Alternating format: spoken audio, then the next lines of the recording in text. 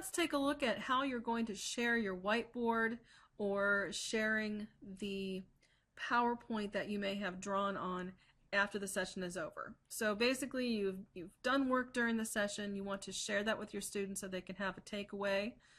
There's a couple of different ways of doing that.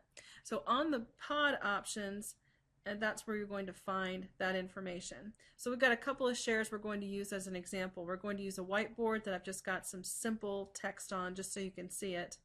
And then we'll also use a PowerPoint that we've drawn on just as an example as well. So you can see I've just done a couple of scribbles on there so you can see it. So we're going to use those two as our examples. So if you've done some whiteboard work together in a collaboration setting, to share those, we'll go up to the pod options here, click on that once, and then we've got print and send snapshot.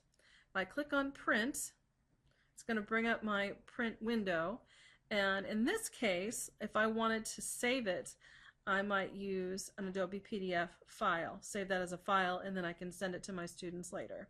That would be one way. Now, the thing about this that surprised me when I did it is that it does one page at a time. It doesn't do everything from the whiteboard. So if you have 10 whiteboard pages, you will have to do that 10 times.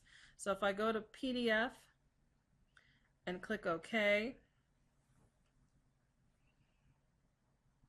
it will walk through the PDF process. Now right now you can't quite see this, but it is actually saving this out right now through my my pending documents here. There we go. It just took a minute. And so now you'll see that it's going to save this as, it calls it Flash, but we'll just call it Whiteboard Page 1. Click Save. And now the PDF Maker is processing the PDF. You can see there's the name I gave it.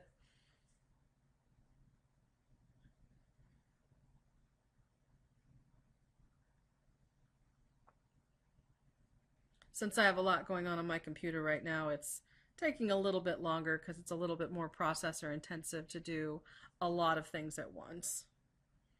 So yours probably won't take quite so long. So it's writing the PDF, and there it is. So as you can see, it created my PDF, but again, it only created the one page. So I have only one page here to look at. And then those would be the notes section if I had taken notes. So I would repeat the procedure if I were going to be doing page 2. So that's one way to do it. The other way to do it would be to do send snapshot, and you can add the email addresses of your students, and you can send them the snapshots directly right after the session is over. That would be the other way to do that. As you can see, you can separate with multiple entries with a comma or a semicolon. So for instance, if you were in a session with your students, you could go out to get their email addresses from the course and use those in the course here. So I'm going to cancel that. So the same procedure, but we'll just look at different content. The same procedure will be what you'll do if you're going to do the same thing, but instead in this case you want to share a PowerPoint. So let's say I'd actually drawn something on here that was useful. Maybe I wanted to emphasize some things. So I'm going to actually go in here and let's see what I want to do. We'll just draw in here. So let's say I want to emphasize this section, and I want to emphasize this section, or maybe I'd drawn something on there. In any case, you can see that I've done it.